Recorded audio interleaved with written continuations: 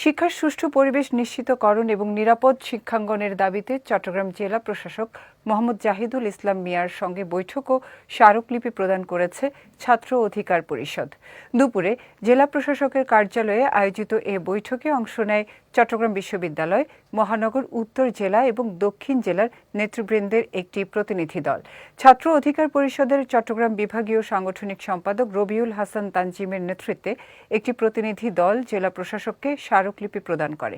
স্মারকলিপিতে চট্টগ্রামের শিক্ষাঙ্গন সমূহে নিরাপত্তা জোরদার, সহিংসতা বন্ধ, ক্যাম্পাসে অছাত্র ও বহিরাগত প্রবেশ রোধ, ছাত্রাবাস ও হল দখলমুক্ত সহ বিভিন্ন বিষয়ে দাবি জানানো হয়।